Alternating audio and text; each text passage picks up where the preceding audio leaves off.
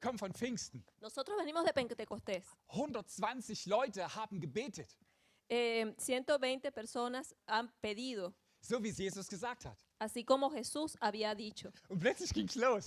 Y ahí comienza todo. Wir haben hier Vamos. verschiedene Bilder. Könnt ihr mitdenken und das einfach an die Wand werfen? Danke. Es ging los. Plötzlich war da Wind.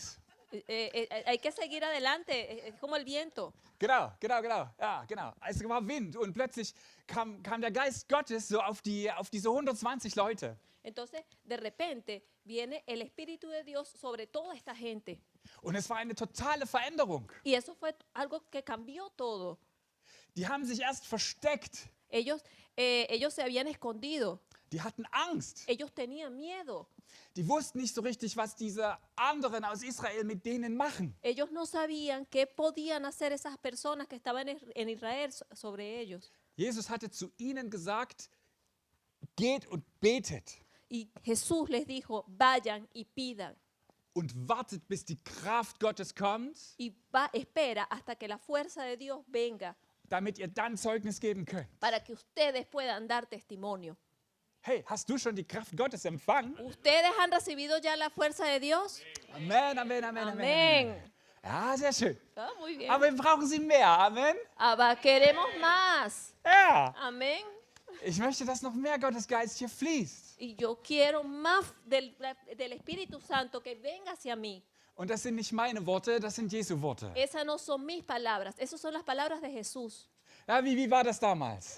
¿Cómo era eso en ese tiempo? Die haben das echt empfangen. ¿Qué han recibido ellos? Nochmal, es war äußerlich Wind. Desde afuera nosotros veíamos viento Und dann kamen so Feuerzungen auf das Haupt. y venían sobre su cabeza como lenguas de fuego. Also ich bin vorbereitet. Y yo ya estoy preparado porque él no tiene cabello. Na, wenn ich dich, Junior, so sehe, habe ich so meine Bitte. Ah, ja. Ein bisschen. Ihr wisst, dass das noch Spaß ist, ja? Eso es solamente para divertir. Aber das Feuer des Geistes kam auf sie. Pero la fuerza del Espíritu Santo viene Und jetzt sticht so einer raus. y solamente... ¿Viste? Einer sticht so ein Stück, also einer kommt besonders hervor. Ah, ok. Venía algo realmente importante, especial. Das ist Petrus. Ese era Pedro. Petrus? Pedro. Das ist der Jesus verleugnet hat. Ese fue el que rechazó a Pedro, a Jesús. Ja, genau. Der gesagt hat, Jesus, den kenne ich nicht. Él dijo a Jesús, yo no lo conozco. Nein, Jesus hat ihn wieder zurückgeholt nach seiner Wiederauferstehung. Jesús de nuevo lo tomó a él y lo restauró. Er hat ihm eine neue Berufung gegeben. Y le dio un nuevo llamado a él. Jetzt kam der Geist Gottes. Y entonces vino el Espíritu Santo. Und plötzlich steht er vor dem Volk Israel. Y entonces de repente él estaba enfrente del pueblo de Israel. Und in der Kraft Gottes predigt er den. Y entonces en la fuerza del Espíritu Santo, él vino a dar una prédica. Und da predigt er nicht so, wie ich es tue. Y la prédica no estuvo así, o sea, no hizo como... Mit der Frage, geht's euch gut? Entonces él preguntó, ¿está todo Wollt ihr mehr bien? Geist Gottes haben? ¿Tendremos el Espíritu Santo? Nee. No. Él no Der hizo sagt así. denen, ihr habt Jesus ans Kreuz gebracht. Vivi- Ihr habt Jesus ans Kreuz Ajá, él no gebracht. dijo esas cosas, él no habló de esa forma, él dijo, ustedes tomaron a Jesús y lo llevaron a la cruz. Eso fue lo que él dijo en la prédica. Ihr habt ihn getötet. Ustedes lo mataron a él. Ihr habt alles zunichte gemacht. Ustedes hicieron todo terriblemente. Und die schlagen sich ans Herz Y entonces él les tocó su corazón. und sagen, Petrus, was sollen wir tun? Entonces dijeron, el pueblo dijo, Pedro, ¿qué podemos hacer? Und in Gottes Kraft, sagt er, Y entonces el poder de Dios estuvo allí. wendet euch Jesus zu. Y entonces le dijo, ustedes tienen que dirigirse hacia Jesús. Er lebt, bittet ihn um Vergebung Él vive todavía. Pídanle a él perdón. und lasst euch taufen. Und Und lasst euch taufen auf den Namen des Herrn. Entonces déjense ustedes bautizar en el nombre de Jesús. In dieser Kraft haut er das raus, 3000 Leute entscheiden sich. Entonces en ese poder 3,000 personas tomaron la decisión. Ah, da ist Kraft dahinter, nicht wahr? El pueblo, con ese poder tenía, o sea, podía observarse, pues estaba allí. 3000 Menschen. 3,000 personas. Da ist Bewegung in Jerusalem. Eso fue un movimiento en Jerusalén. Also wir hätten jetzt echt ein Problem. Pero nosotros ahora tenemos un pequeño Also problema. 120, 150 geht. ¿Viste? 120, 150 geht. 120 personas más o menos. Aber 3000 ist ein bisschen schwierig. Pero 3.000 personas es bastante difícil. Damals hatten sie ja Glück. En ese tiempo ellos tenían suerte. Die hatten einen Tempel. Ellos tenían un templo. Da konnten die sich immer treffen in dem Vorhof. Ellos podían encontrarse todos a la entrada del templo. Heute könnten wir ins RB-Stadion gehen. Nosotros tendríamos que ir ahorita como al estado. Da a hätten la ciudad, 40.000 Platz, okay? para poder tener un poco de espacio para estar todos juntos. Okay, ihr seid ja wirklich erweckungsmutig. Ja, okay. Ok, bueno, hay que pensarlo un poquito, pues. Also Gottes Geist hat Zug, ne? Also er möchte etwas bewegen. La fuerza del Espíritu Santo había movido algo, él movió algo allí. Die Frage ist, sind wir dabei? Entonces la pregunta es, ¿quién está allí? ¿Quién está dispuesto? Darf das durch dich passieren? Eso puede pasar a través de ti. Ich möchte uns Mut machen, in diese alte Geschichte reinzutauchen. Yo quiero a ustedes invitarlos a que vengan a esta historia que es bastante antigua. Es war Bewegung in Jerusalem, aber auch in der geistlichen Welt. Había movimiento no solamente en Jerusalén, también había movimiento en el reino de los cielos. Wir haben darauf Einfluss heute. Nosotros tenemos esa influencia incluso hoy. Dein Gebet ist dem Himmel wichtig. Esa petición es para el cielo importante. Wenn du nicht betest, da stehen die Engel oben und denken, Vater Gott, wir würden was gern, aber das betet keiner. Ich weiß nicht, was wir würden gern, aber wir können nicht. Okay, si ustedes no le piden a Dios, entonces imagínate, Dios, ¿qué va a hacer en tu vida? ¿Cómo puede actuar Dios en tu vida si tú no le pides? Dein Gebet ist wichtig. Tu petición, tu oración es importante. Jesus hat ihnen gesagt, bleibt und betet. Jesús les dijo, permanece y pide, ora. Bleib du und bete, Tú permaneces y oras, tú pides, damit sich in der geistlichen Welt was bewegen kann. para que en el mundo espiritual algo se mueva. Bist du dabei? ¿Tú estás allí? ¿Ustedes están allí? Okay.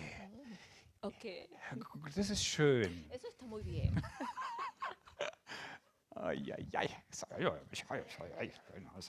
Wir gehen jetzt in einen Text hinein, in Apostelgeschichte 3, die Verse 1 bis 11. Ahora vamos a ir a un versículo. Nächste Bild bitte. Ja, ich habe das schon aufgeschlagen für dich. Alles klar. Ja. Ich habe schon gemerkt, du hast es nicht, ich habe es dir hingelegt. Ja. Da geht es nämlich weiter.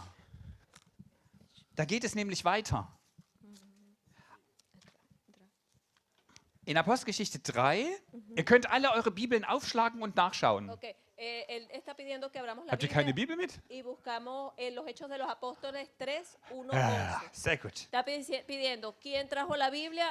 Aha, aha. Ich nicht. Ok, Gut, no. gut. In Apostelgeschichte 3, die Verse 1 bis 11. Ich lese Deutsch, du liest Spanisch. Ok. Gut. Petrus und Johannes, nach diesem Ereignis, ruhig das nächste Bild. Geht das von alleine durch? Nee, oder? Na gut, zeig mal das. Ja, genau, das Bild stehen lassen. Petrus aber und Johannes gingen um ungefähr 15 Uhr, so lange machen wir heute nicht, zusammen hinauf in den Tempel. Um diese Uhrzeit hat man gewöhnlich gebetet. Das war so ein regelmäßiges Gebet. Und ein Mann, den wir hier auf dem Bild sehen, der von seiner Mutterleibe an lahm war, wurde herbeigetragen. Man setzte ihn täglich an die Pforte des Tempels, an die schöne Pforte. Das ist eine besonders schöne Pforte. Damit er dort Almosen, also damit er dort bettelte. Von denen, die in den Tempel gingen. Als Petrus und Johannes sah, wie sie, als der Mann, Petrus und Johannes sah, wie sie in den Tempel eintreten wollten, bat er, dass er ein Almosen, also dass sie ihm etwas spenden.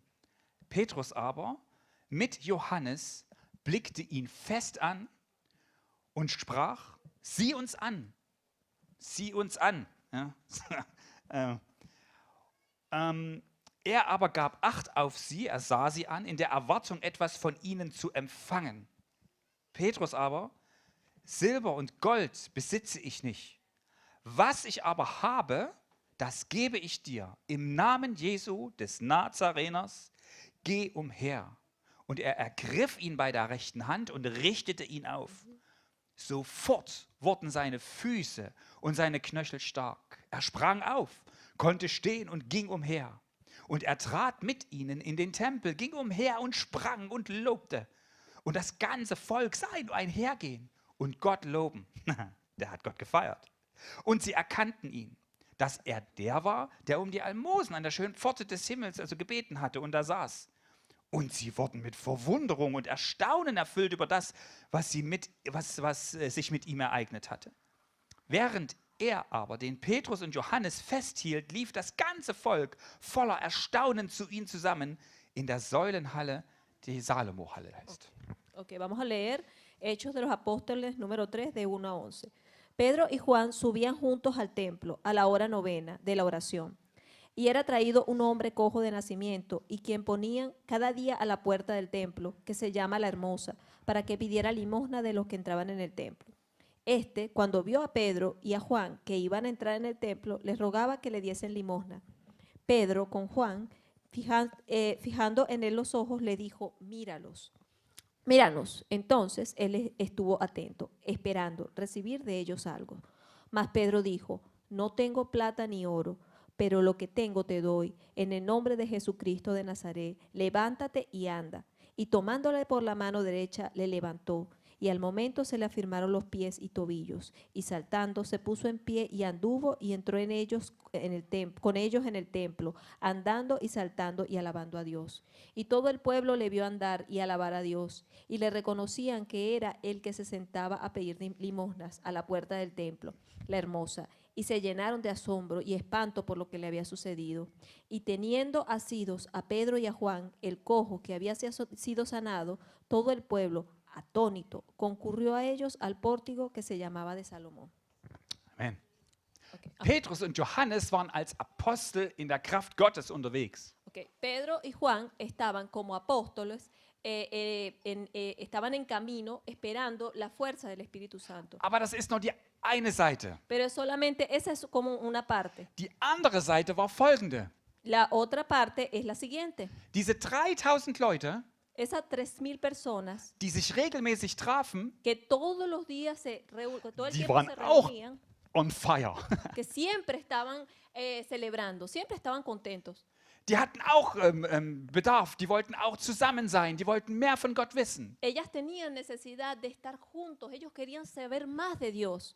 Einige Zeilen zuvor können wir lesen, Unas líneas anteriores nosotros podríamos leer dass sie 4 Dinge regelmäßig gemacht haben. que habían 4 cosas que ellos hacían todo el tiempo. Sie haben eine Gemeinde gebaut. Ellos que construyeron una iglesia, una comunidad, Das ist wie so ein Tisch. como esta mesa. Das Brett wollte schon weggeräumt werden. Also Christian wollte es schon wegnehmen. Dieser Tisch ist die Gemeinde, Iglesia, richtig? Okay, esa mesa es la iglesia, okay? Und er braucht 4 Säulen, 4 Stützen. Y necesita 4 patas. Was sind das für 4 Stützen? ¿Cuáles son esas 4 patas? Was steht in eurer Bibel? Que, Gebet, Oración, richtig. que está en su Biblia. Weiter. Gemeinschaft, richtig. Also, dass man zusammenkommt in den Comunidad. Versammlungen. Comunidad. Kommunität, richtig. Nummer 3. Freunde, Gemeinschaft, alles klar. Weiter geht's. Abendmahl, richtig, das Brotbrechen. Das haben wir heute übrigens gemacht. Wunderbar, Jesus freut sich. Super. Okay. Und das 4.? Gebet hatten wir schon gehabt, oder? Oración. Oración hatten wir schon gehabt. Ach, wieso kommt denn das hier als letztes in dieser Gemeinde? Bibel lesen, wo ist eure Bibel? 1, 2 Bibeln sehe ich von ungefähr 50 Teilnehmern. Wunderbar, fantastisch. Wir haben noch viel Luft nach oben, ihr Lieben. Ja? Hier gibt es 4 Säulen, könnt ihr die mal suchen, die sind in der Gemeinde irgendwo versteckt. Könnt ihr die mal... Entonces él dice que bueno, que hay esas 4 patas Ah, que einen han haben wir escondido, da, no sabemos super. dónde están. Danke. Entonces bueno, aquí está. Also están ein Bein ayudando. geht nicht, es müssen noch irgendwo 3 Beine hier rumliegen. Könnt Por ihr mal gucken, favor, bitte? ayudan a encontrar, hay 3 patas más que no sabemos dónde están.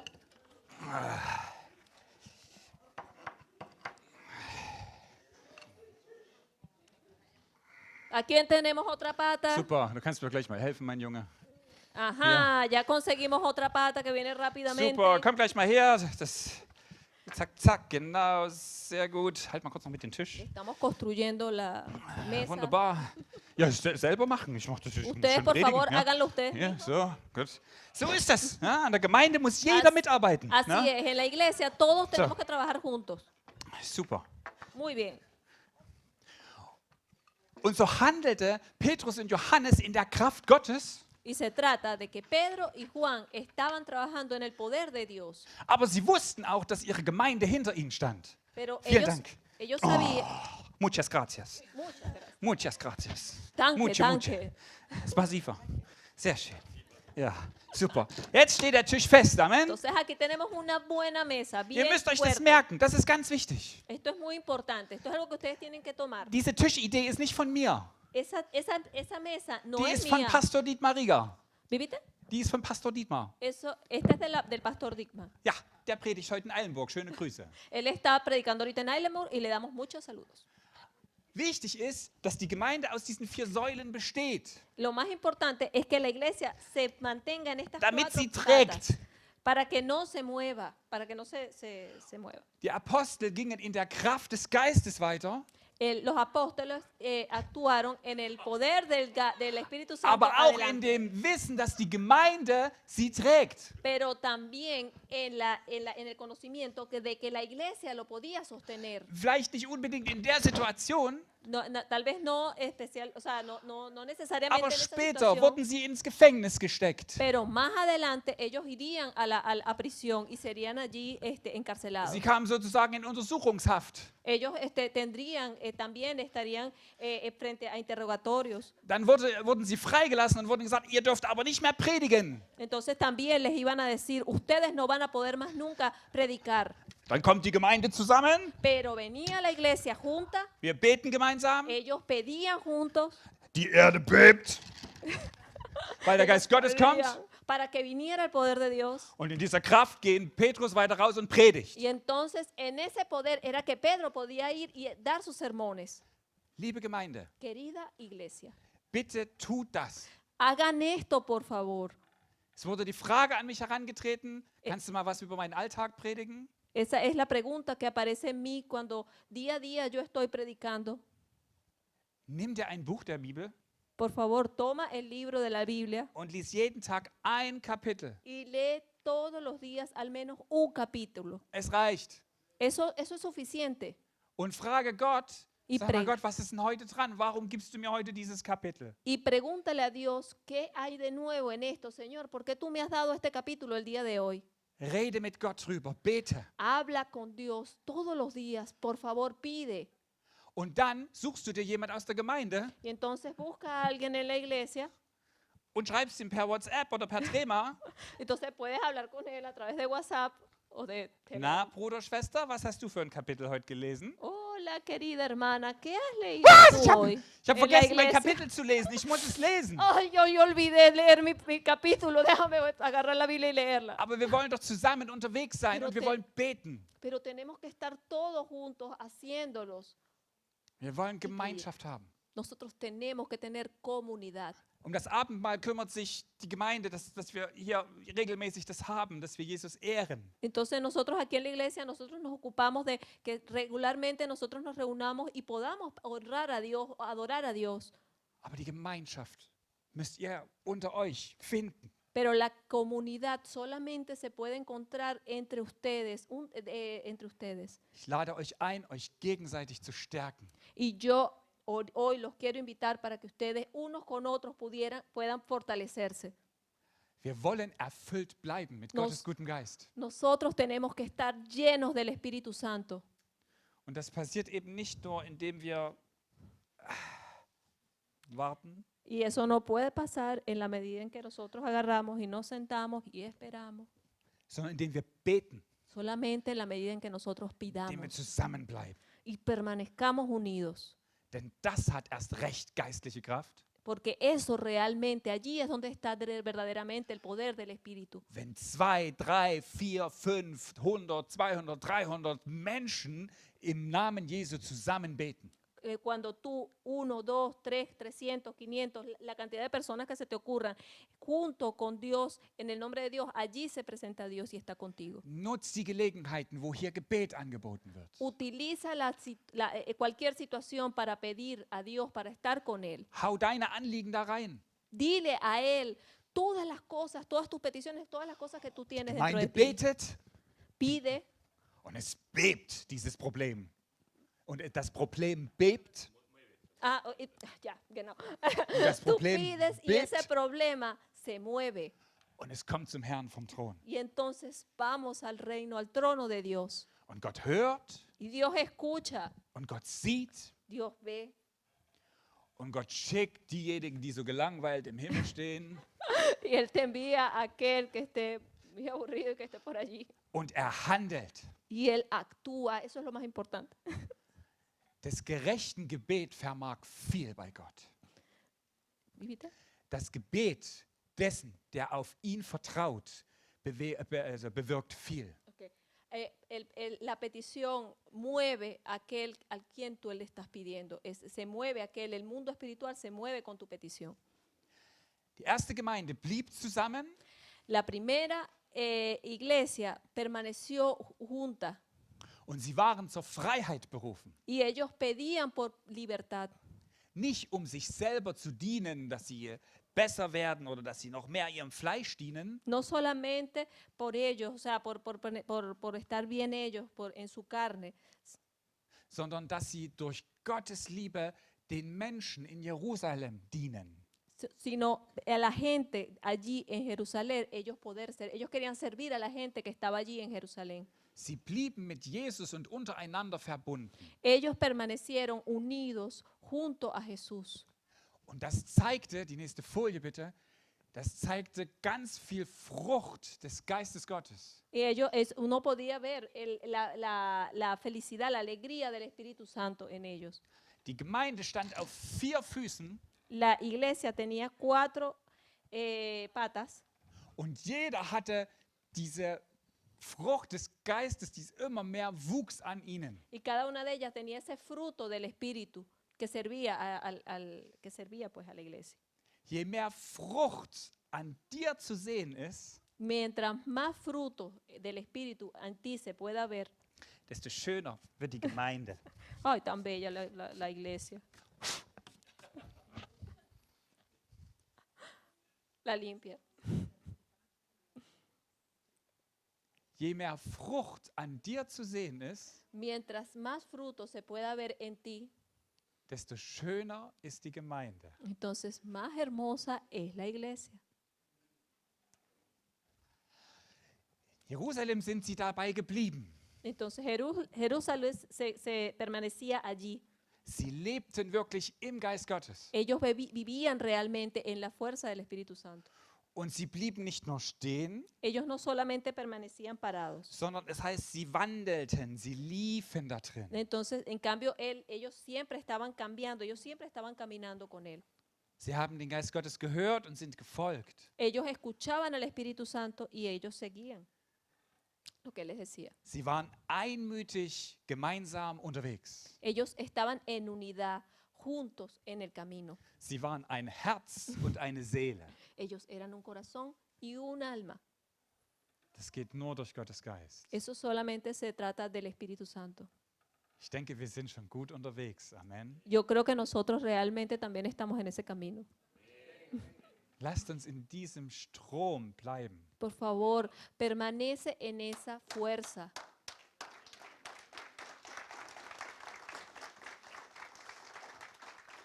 Mit dieser Gemeinschaft im Hintergrund gehen die beiden los. Con esa unidad, con esa unidad,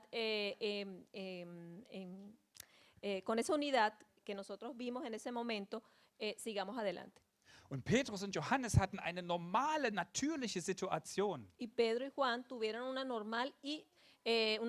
situación muy normal, muy natural. Sie kommen an diesem Lahmen vorbei Ellos vinieron frente a ese cojo und sie wussten genau, er will jetzt Geld von mir. y ellos sabían realmente que ellos querían esa persona lo que quería era dinero. Kennt ihr das? ¿Conoce alguien de ustedes eso? Wenn ihr in die Stadt geht, habt ihr auch immer ein paar Münzen einstecken. Cuando ustedes van por ahí por el estado y de repente le piden que les dé unas monedas, Das ist immer ein komisches Gefühl, nicht wahr? tú sientes como un sentimiento así como cómico, ¿verdad? Stellt euch vor, Gott sagt zu euch dann in dem Moment, Mensch, sprich den doch mal an. Y imagínense así como que Dios le dice, ya va, vuelve a repetir. Frag doch mal, wo wirklich das Problem ist. De nuevo pregúntate, ¿cuál es el problema? Petrus und Johannes gehen an dem Lahmen vorbei. Pedro y Johannes estaban al lado de ese cojo. Das, was du willst, haben wir nicht. Todo aquello que tú me estás pidiendo, yo no lo tengo. Stopp. Páralo. Petrus wusste genau, was er nicht hatte. Pedro sabía muy bien que él no tenía. Und dann heißt es aber, das, was ich habe, das gebe ich dir. Pero entonces aquí viene lo importante, que él sabía también que era lo que él tenía. Was haben wir denn? ¿Qué tenemos nosotros entonces? Was sagt denn deine Bibel? ¿Qué dice tu Biblia? Den Geist von Gott, wir haben Kraft. Genau, wir sind seine Zeugen. In Epheser 1, Vers 3 steht, gepriesen sei der Gott, der Vater unseres Herrn Jesus Christus. Er hat uns gesegnet mit jeder geistlichen Segnung der Himmelswelt durch Jesus Christus. Oh, ist ganz schön schwer, nicht wahr? Ja, na, Schwester. Ephesus 1, Vers 3. Okay, alles gut. 1, Vers 3. Ok. Ya. Ok. Bendito sea el Señor y Padre de nuestro Señor Jesucristo, que nos bendijo con toda bendición espiritual en los lugares celestiales en Cristo. Ay, déjame das. Okay. Hast du? ¿Ya? Gut.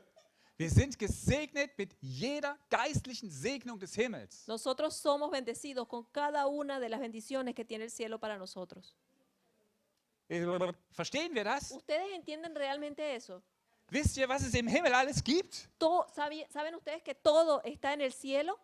Wenn wir die Offenbarung mal lesen, das ist das letzte Buch in deiner Bibel, Que si nosotros leemos el último libro de nuestra Biblia, da kriegst du so einen Einblick in die himmlische Welt. nosotros podemos ver una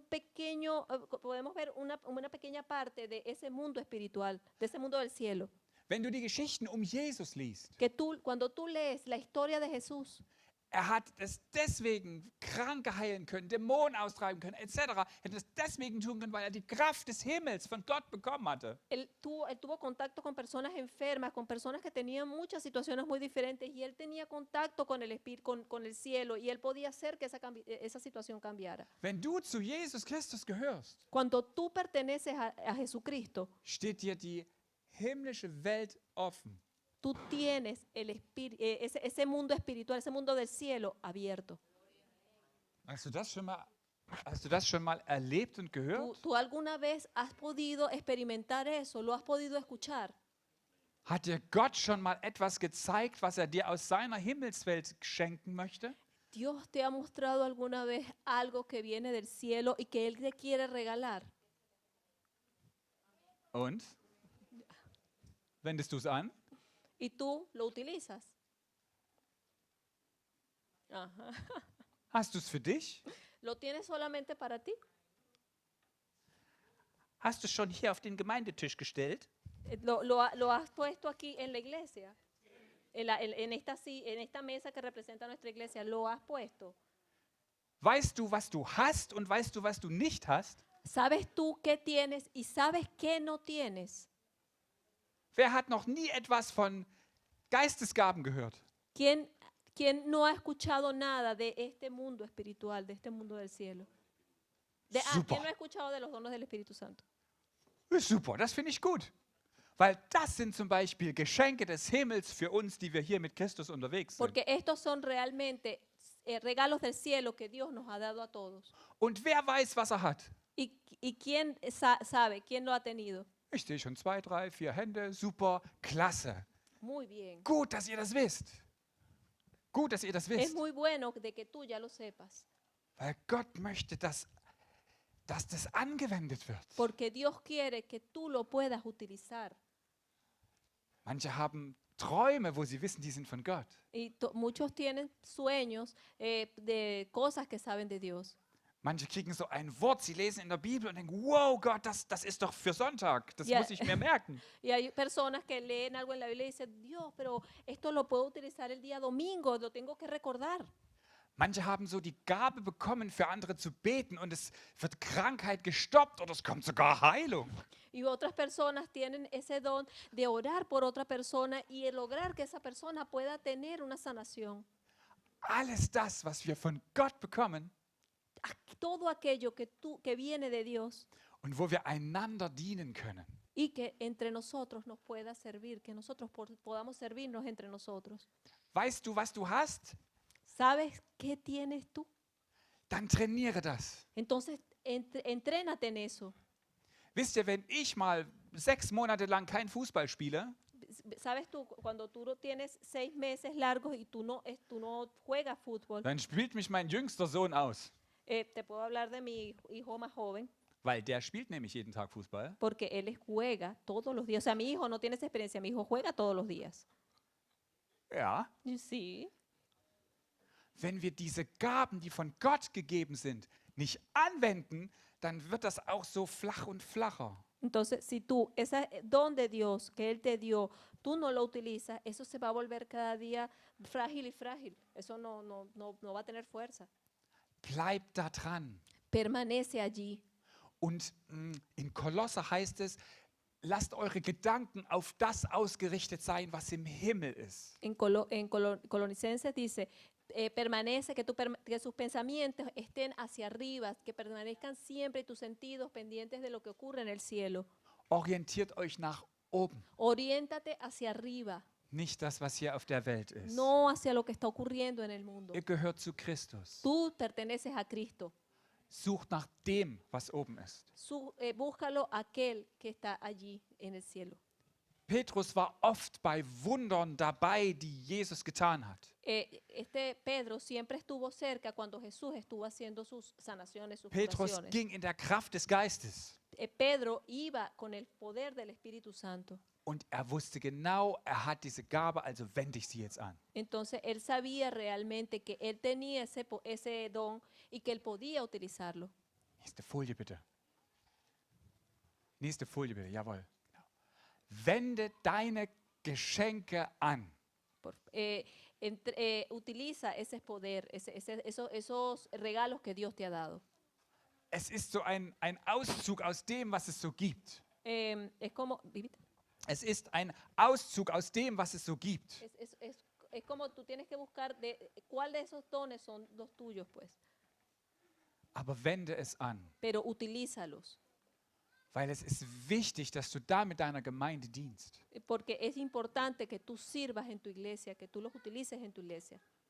Wenn du es nicht machst, fehlt etwas. Cuando tú no lo haces, eso falta. Und wie wendest du es an? ¿Y cómo lo utilizas tú? Vorsichtig? Con cuidado. Heute zum Beispiel gibt es eine Möglichkeit, bei Katrin was loszuwerden, wenn du was empfangen hast. Por lo menos hoy tienes la oportunidad de ir con Catri y utilizar aquello que tú has recibido. Wie hat das Petrus gemacht? ¿Cómo lo hizo Pedro? Er ging zu diesem Lahmen hin, Él fue donde ese cojo, sagte das, was wir alle kennen. Das, was du willst, habe ich nicht, aber das, was ich habe, gebe ich dir. Guck mich an. y él le dijo, bueno, lo que ya todos sabemos, mira, de aquello que tú Und quieres, er yo no tengo. reichte die Hand Le tomó su mano, lo levantó und mutig ging er in seiner Gabe voran. y muy valiente con su don que él sabía que él tenía, Plötzlich wurden die Knöchel fest vio que los tobillos de él se volvieron und er fuertes. freute sich. Entonces él se Er alegró. freute sich. Él se alegró. Genau. Und er sprang den Gang entlang. Y entonces empezó a brincar por todas partes, Voller Freude. lleno de alegría. Nochmal zurück zu Petrus. Vamos de nuevo con Pedro. Er wendet seine geschenkte Gabe mit Mut und Kraft an. Él utilizó Das ese nächste Bild, don bitte. que él tenía con mucha valentía, con mucha fuerza. Sei in diesem Geschenk, das was du von Gott bekommen hast, mutig und stark. Sé con ese don que Dios ya te ha dado a ti, sé fuerte y sé valiente. Als die beiden, Petrus und Johannes, ins Gefängnis kamen, Cuando Pedro y Juan fueron a prisión. Das ist danach passiert. Eso pasó después. Ja. Dann kamen sie ja wieder raus und die Gemeinde kam zusammen. Entonces ellos fueron afuera y la iglesia fue con ellos. Und da haben die sich gegenseitig Mut zugesprochen. Y ellos se dieron entre ellos mucha fuerza, mucha valentía, se Was sollen wir denn animaron. jetzt machen? Entonces, ¿qué debemos hacer nosotros? Die Menschen sagen, wir dürfen nicht predigen. La gente decía, ustedes no pueden predicar. Aber Gott hat doch gesagt, wir sollen. Pero Dios les dijo, pero ustedes deben. Wir wollen Gott mehr gehorchen als den Menschen. Y nosotros le debemos, nosotros queremos seguir a Dios más que a la Also gente. setzen sie sich mutig zusammen Entonces ellos und sagen, Gott, gib uns Kraft. entonces fueron muy fuertes, muy valientes, dijeron, nosotros queremos fuerza, Sie Señor. bewegten den Himmel und sagten, Gott, wir brauchen jetzt mal. Y entonces ellos movieron el cielo y dijeron, Dios, yo necesito más. Und Gott antwortete prompt. Y Dios vino y respondió. Sie saßen nicht da und sagten, Gott, wenn du vielleicht könntest, Ellos no dijeron, ellos se dirigieron a Dios, ay Dios, dann tal vez si tú wäre pudieras, vielleicht in Señor. 5 Minuten die Gelegenheit. Tal vez tú en 5 minutos puedas ver esta situación. Nein, das war ihnen ein Anliegen. No, no, no, esto era algo importante. Gott, wir brauchen jetzt. Dios, nosotros necesitamos ya. Gott, öffne den Himmel. Pues, que se mueva el cielo. Die sind ja alle gegen uns. ¿Viste? Die sind alle gegen uns. Todos ellos vienen por Wir nosotros. brauchen deine Gegenwart, dass wir kraftvoll weitermachen können. Nosotros necesitamos en tu presencia que nosotros podamos ir más con más fuerza. Vor ungefähr 20 Jahren, Después, 5.000 años, ¿viviste? vor ungefähr 20 Jahren, Okay. vor ungefähr 20 Jahren, vor ungefähr 20, achso, Entschuldigung, Ich bin 2-0, vor 2000 años 20 después, Jahren 2000 años después. gab es in Berlin Había en Berlín. Hace 20 años había en Berlín. Él estuvo en Berlín. Entschuldigung. gab es in Berlin eine Konferenz. Había en Berlín una conferencia. Da war ich noch jung, Yo era bastante joven. Manuela auch. Manuela también. Und da waren wir dabei. Y nosotros estábamos allí. Und das waren ganz viele Teilnehmer, Y había muchos participantes. viele Christen aus ganz Europa, Muchos cristianos de toda Europa. haben zu Pfingsten Gott und den Heiligen Geist und Jesus gefeiert. Entonces ellos estaban celebrando en Pentecostés estaban celebrando en Pentecostés. Es gab ganz viele Prediger, Había muchas predicaciones. auch zum Beispiel Reinhard Bonke, vielleicht kennt ihr noch einige hier. Había muchas predicaciones allí, muchas Und wir kamen conversaciones. aus jedem Gottesdienst gestärkt raus. Y había mucha gente en muchos servicios religiosos, mucha fortaleza. Dann gab es einen Evangelisationseinsatz. Y también había una evangelización. Wir wurden als Jugendgruppe in irgendein Gebiet geschickt. Y nosotros como el grupo joven fuimos enviados allí. Also standen wir in dem Gebiet, in dem Stadtteil. Nosotros estábamos allí en esa Und man parte sprachen donde die estaban Leute viviendo, an. y hablábamos con la gente. Eine junge Frau, Una mujer joven die bei uns also die zu uns zur Gruppe gehörte, que pertenecía a nuestro grupo, vielleicht damals so 12, 13 Jahre alt, que tenía 12 o 13 años, war plötzlich weg. se fue Ich hatte die Verantwortung für sie y yo tenía la responsabilidad por ella. und dachte, wo ist sie hin? Y entonces yo pensé, ¿qué pasó? ¿Dónde está ella? Ich schaute dann so ein bisschen hinter, da gab es so was Grünes und um die Ecke Entonces yo vi que había algo como muy oscuro y vi hacia la esquina. saßen solche Typen Entonces vi a un tipo así grande mit einer Rockerjacke. que tenía una chaqueta de rock. Die hatten da gerade Pause gemacht. ¿Viste? Die hatten da gerade Pause gemacht. O sea, habían hecho una pausa Die junge Dame sprach mit diesen 3, 4 Rockern y esa muchacha estaba hablando con esos 3 tipos, nicht übers Bier, nicht übers Bier, no sobre cerveza, sondern über Jesus Christus. sino sobre Jesucristo. Die zarte Persönlichkeit Y esa persona sprach mit solchen Typen estaba con esos tipos über Jesus Christus. y estaba hablando sobre Jesucristo. Ey, die war voll Heiligen Geistes. Y ella estaba llena del Espíritu Santo. Ich hatte Sorge. Yo estaba preocupado. Sie kam zurück. Ella vino de nuevo. Ja, ich habe mit denen geredet. ¿Y sobre qué voy a hablar sobre ellos? Ist doch der Hammer, oder? Eso no es fuerte. Hey, wann hattest du dein letztes Gespräch mit Rockern? ¿Qué harías tú con la última conversación con personas, con rockeros? Lass dich ermutigen. Déjate animar, anímate. Lass dich kräftigen. Permítete tener fuerzas. Er bitte Gott um die Gaben, die er hat aus dem Himmel. Y pídele a Dios por aquel poder, aquel don que tiene para ti en el cielo. Lies 1. Korinther 12 Lee el 1 de Corintios 12 und geh darin weiter y ve adelante und tu es. y hazlo Es wird immer schöner. para que la iglesia siempre esté Ich bonita. freue mich. Eso me alegra, que la Dann iglesia ganz esté viele bonita. Geschenke stehen. Y aquí hay muchos viele Gaben. regalos, muchos dones. Und dann stellen wir den Tisch raus. Y entonces yo puedo llevar la mesa afuera. Denn die Geschenke sind auch für deine Arbeitskollegen, für deine Nachbarn. Porque estos regalos también son para tus vecinos, son para tus colegas del trabajo. Auch sie brauchen mal ein prophetisches Wort. Ellos también necesitan palabras proféticas. Hab Mut. Tener fuerza y tener valentía. Geh weiter. Sigue adelante. Sei mutig und stark und wende es an. Sé valiente, sé fuerte y utiliza tus dones. Der Lahme hat die Kraft Gottes gespürt durch Petrus. Ese cojo sintió el poder de Dios a través de Pedro. Wenn du es nicht anwendest, kann es sein, dass Menschen nicht mit Gott kontakten. Si tú no utilizas tus dones, es posible que mucha gente no tenga contacto con Dios. Hab Mut, es zu tun. Ten valentía en hacerlo. Gott ist doch mit dir. Dios está contigo.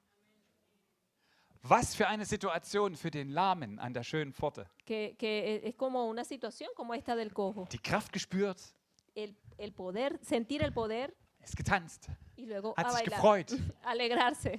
Er hielt die beiden fest, haben wir gehört. Él lo mantuvo fuerte. Petrus und Johannes konnten nicht gehen. Pedro y Johan no podían irse, Juan no podía Die wollten eigentlich beten gehen. ellos querían ir a pedir, Die wollten zum Gottesdienst. ellos querían el servicio religioso, Da gab es irgendeinen, der hielt sie auf. pero él los mantenía ahí agarrados. Und plötzlich merkte die Versammlung, ey, was ist denn da los? Y entonces las personas que estaban reunidas dijeron, ¿qué está Die pasando ahí? kamen alle zu Petrus und Johannes und den Lahmen. Ellos vinieron allí donde estaban Pedro, Juan y el cojo. Und diese Situation Y esa situación hatte zur Folge, tuvo como consecuencia dass Petrus das zweite Mal predigte. que Pedro pudo predicar Diesmal por vor segunda vez. 5000 Leuten. Y frente a 5,000 personas. Und alle merken, wow, hier ist Kraft Gottes im Spiel. Y entonces ahí nosotros podemos sentir, wow, ahí está Was muss el ich tun, poder um de zu diesem Dios. Gott zu kommen? ¿Estás tú listo para venir hacia Dios? Ab zum Kreuz. Frente a la cruz. Gib dein Leben Jesus. Dale tu vida a Jesús. Empfang die Kraft Recibe esa fuerza und geh weiter. y sigue adelante. Dort, wo du deine Geistesgabe anwendest, kommen Menschen mit Gott in Berührung. Allí donde tú utilices los dones de Dios, el Señor puede tocarlos. Der Lahme war so fröhlich und spürte, Gott ist in ihm, Gott ist mit ihm. El cojo estaba tan feliz que él comenzó a brincar y a bailar y él estaba feliz, contento. Vielleicht ist es dein Zugang auch zu Gott, Tal vez ese fue su acceso a Dios, wo du spürst, ich möchte gerne im Gottesdienst tanzen, ich möchte Gott feiern, ich möchte ihn ehren, da kann ich ihm begegnen. Entonces, cuando tú sientas eso, de ese sentido de que estás en contacto con Dios, de que quieres alabarlo, de que quieres celebrarlo, de que quieres estar siempre con Él. Es gibt so viele Arten, Gott zu begegnen. Hay muchas formas de estar con Dios. Gott lebt auch darin. Él leve a través de ti. Wenn du so ein enthusiastischer Typ bist, das ist okay. Cuando tú eres una persona entusiasta, Gott möchte dir auch so begegnen. que el Dios quiere a ti tocarte, Aber geh weiter, pero sigue adelante damit andere davon erfahren. para que también otras personas puedan experimentarlo. Als erstes war Verwunderung bei den Menschen, Al principio nosotros podemos ver asombro para la gente, dann war Erstaunen ellos estaban asombrados und plötzlich waren die Herzen offen und Petrus konnte predigen. y entonces los corazones se abrieron y Pedro pudo ir a predicar Und Gott kommt zur Ehre. y entonces Dios pudo ser honrado, Nicht nur bei dem einen, no solamente por unos, sondern es hat sich multipliziert, sino vervielfältigt. que eso se multiplicó por muchas otras personas. Und die Gemeinde war nicht nur 3000, sondern auf einmal 8000 Leute Y groß. entonces ya la iglesia no era simplemente 3.000 personas, sino que eran 8.000 personas. Der Tisch wurde immer größer. Entonces la iglesia, la mesa tuvo que hacerse más grande Gott zur Ehre. para adorar a Dios, para honrar a Dios, por la gloria de Dios. Bitte wende deine Gaben an. Por favor, utiliza tus poderes, tus Trainiere dones, das. Trainiere das. Trainiere das. entrénalos. Petrus blieb in der Kraft des Geistes. Pedro permaneció en el poder del Espíritu. Und es gab solche Ereignisse, Apostelgeschichte 49, dass er über einem Kind namens Tabitha betete, über ihren Leichnam betete und sie wieder auferstand. Y también está una historia en la iglesia, una experiencia en la Biblia, perdón, en donde se habla de una muchacha que se llamaba Tabita, en donde él también le pidió que despertara, o sea, exacto, que resucitara. Er blieb so stark an Gott dran, Él estuvo tan fuerte en Dios dass dort, wo er predigte, que allí donde él predicaba, Gottes Geist so mit ihm war, dass er auf die Versammlung sich setzte und fiel. que entonces en ese momento venía el Espíritu de Dios y permanecía allí. Hammer, oder? Eso no es fuerte. So eine starke Beziehung kannst du zum Heiligen Geist haben. Solo una fuerte relación con el Espíritu Santo puede hacer algo así. Wo stehst du gerade so mit dem Heiligen Geist? ¿Dónde estás tú con respecto al Espíritu Santo? Ungefähr so 3 Stufen weit? Oder vielleicht nur 2? Ja? Oder bist du auch mit ihm so ein Herz und eine Seele? Exacto. Estás muy lejos, estás más o menos a una escalera de él, a 2, a 3, o estás con él en corazón y en espíritu, en tu alma. Vielleicht, nächstes Bild, vielleicht ist es aber auch so, dass du völlig leer bist. Tal vez es posible que tú estés totalmente vacío. Als ich die Predigt vorbereitet hatte auf diesem Rechner, Cuando yo estuve preparando esta prédica con saß ich esta bei uns im computadora, Keller und tippte da so. nosotros estamos en el... Plötzlich zeigt er mir an, nur noch 5%. ¿Viviste? Plötzlich zeigte mir der Rechner an, nur noch 5%. Entonces yo vi la computadora y me di cuenta, wow, Ich tengo war gerade 5%. gut in Gedanken, lass mich in Ruhe. Entonces tuve schrieb weiter. buenos pensamientos, Ich dejé hatte eso en paz, weitergemacht. seguí adelante, Weitergemacht wie bisher. seguí leyendo la Und Biblia plötzlich, adelante. Y adelante, y más adelante, ¿qué pasó? Super, Supa, muy bien. Mann. Ah, hombre. Hoffentlich ist die Datei nicht weg. Entonces, obviamente todo se fue. Aber da dachte ich, so geht es uns Menschen doch auch, oder? Pero eso puede pasarle a la gente, ¿o no? Vielleicht hast du schon viel Geist Gottes, viel Salbung auch verbraucht, weil du Dinge tust, weil du dich investierst. Tal vez tú has utilizado mucho de tu fuerza, de ese poder que tú has recibido y... ¿No? Weil du viele Dinge auch tust, weil du dich investierst, Porque tú has hecho muchas cosas, tú has invertido en muchas cosas, weil sich auch Salbung verbrauchen kann. porque tú has, has utilizado mucho de eso. Plötzlich sagt dir Gott, la warte mal, unción. stopp, du musst mal ganz kurz anhalten, Handbremse ziehen. Entonces tú dices, ya va, un momento, yo tengo que de nuevo llenarme. Du musst mal wieder an den Stecker. Tú tienes que ir de nuevo y llenarte de energía, conectarte. Und du machst einfach weiter. Entonces después tú Das ist ja puedes seguir Quatsch. adelante. Ist was für Weichlinge, das brauche ich nicht. Entonces dices, no, yo no necesito eso. Und plötzlich Y de repente, sagst du, Tommy, du hast gut reden. entonces, ay, Tommy, tú has dicho cosas muy buenas. Nee, habe ich nicht. Pero yo no lo tengo. Manchmal ist mein Akku auch bei 1-2%. A veces mi batería está en 1 o 2%. Aber wie komme ich an den Stecker? Pero ¿cómo llego yo de nuevo a conectarme? Was sagt deine Bibel dazu? ¿Qué Kannst du? dice la Biblia al respecto? Oración, ja, Oración. Ja, ist gut. Aber was genau? Pero ¿qué realmente qué Wie dice? baust du dich auf? Wie kommst du von 1% auf 10 oder gar auf 50? ¿Cómo llegas tú de 1% a Bibel 10 o a lesen. 15? Lee la Biblia. ¿Qué dice la Biblia? In Verbindung mit dem Heilige Geist. Paulus lehrt, Baut Pedro euch dijo, auf, indem ihr in Zungen, im Sprachengebet seid. ajá, Pablo dice que nosotros tenemos que hablar en lenguas. Esa es una forma de conectarnos con Dios. Erbaut euch selber. 1. Korinther 14. Él habla esto en la primera de Corintios 15.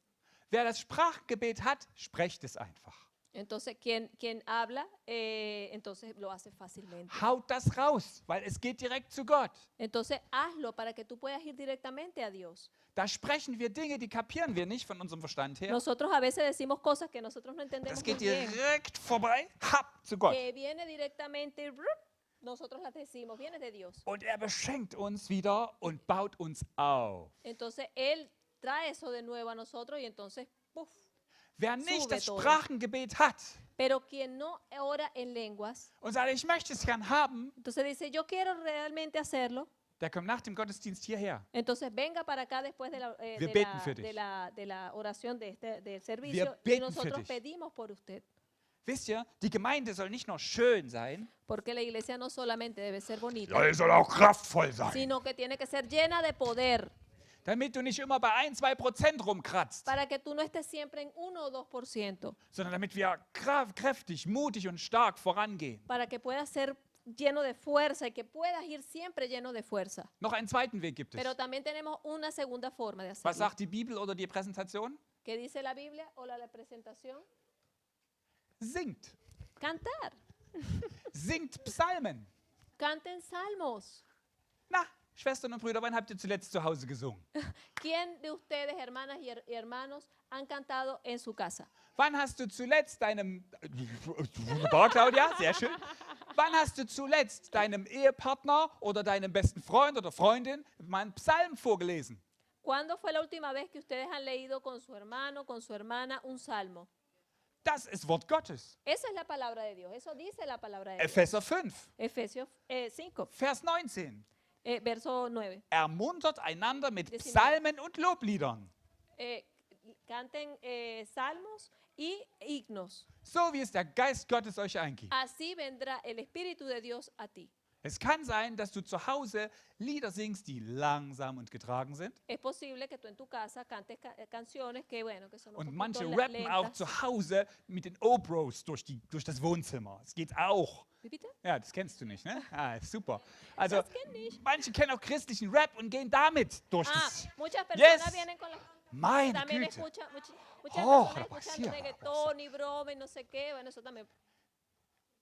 Diese zwei Wege könnt ihr euch merken. Sobre esas dos cosas Ich tenemos möchte que nicht, dass du tenerlas bei pendientes. 1% rumkratzt. No solamente se trata de llegar a un 1%. Bau dich auf.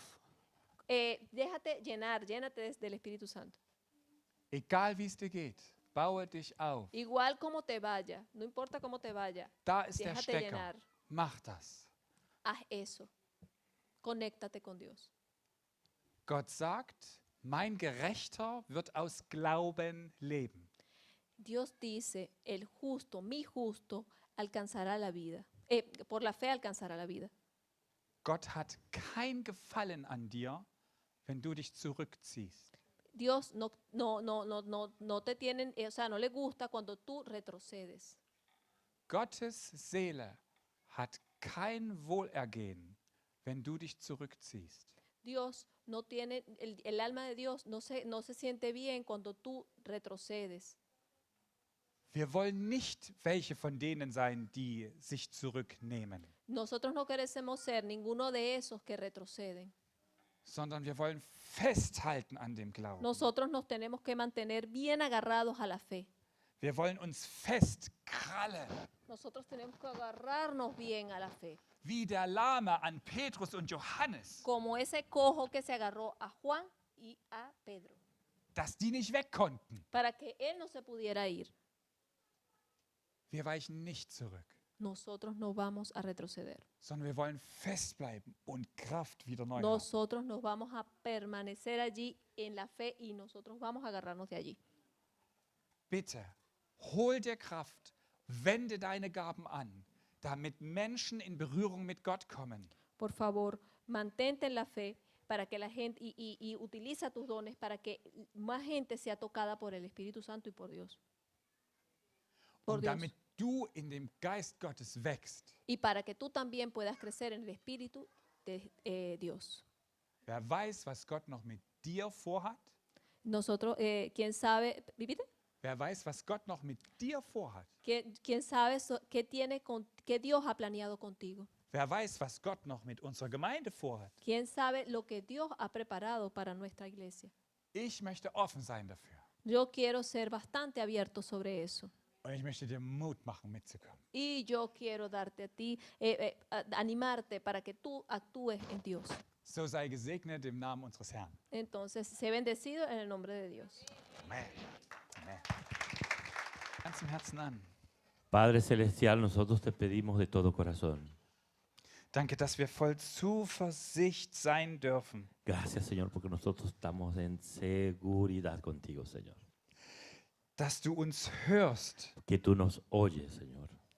Danke, dass wir voller Zuversicht sein dürfen. Porque toda la seguridad que tenemos, Señor, Dass dort, wo wir in deinem Willen beten, allí cuando nosotros pedimos por tu voluntad, dass du uns das gibst. que tú nos las des. Danke, dass du uns mutig und fest machst. Gracias, Señor, porque tú nos animas y nos mantienes firmes, Señor. Dass wir das empfangen, was du schon für uns vorbereitet Y hast. que nosotros podemos tomar lo que tú ya nos tienes preparado, Señor. Danke, dass wir uns sicher sein dürfen. Gracias porque tú nos haces seguros, Señor. Dass wir das, was wir in deinem Willen beten, Porque así, Señor, lo que tú pedimos bajo tu voluntad, Señor, dass wir das empfangen. pues eso lo tomamos. Herr, dein Wille geschehe. Señor, que te haga tu voluntad, Señor. Dein Name werde geheiligt. Dass tu nombre sea santidad. Und ich bitte dich, dass auch durch uns als Hoffnungszentrum Y que queremos pedirte que tú por medio de nosotros como el centro de la esperanza, dass dein Reich kommt. que tú vengas su reino sobre nosotros, Señor. Und so segne ich dich Así mit así Kraft, te bendigo con el poder, mit Zugang zum Himmel, con entre ese acceso al cielo, dass du eins wirst mit dem Heiligen Geist, que seas uno con el Espíritu Santo, dass du ganz nah Gemeinschaft mit ihm hast que tú tengas un acercamiento muy cerca de Él und dass du in der Liebe des Vaters gehst y que tú vayas en el amor del Padre und dass du in der Gnade Jesu aufgehoben bist. y que seas exaltado por la gracia de Jesucristo. So segne ich dich im Namen des Vaters, des Sohnes und des Heiligen Geistes. Así te bendigo yo a ti en el nombre del Padre, del Hijo y del Espíritu Santo. Amen. Amén, amén. Amen. Amen. Dios les bendiga, Dios les guarde. Wer Gebet braucht, kommt hier vor. Y el que necesita oración, pasa aquí adelante. Allen anderen eine starke Woche. Bueno, que tengan una semana fortalecida. Und vergesst nicht, wir Dios le sind bendiga. eine Gemeinde. Der Hoffnung bringt. Amen, Amen, Amen, Amen, Amen. Dale.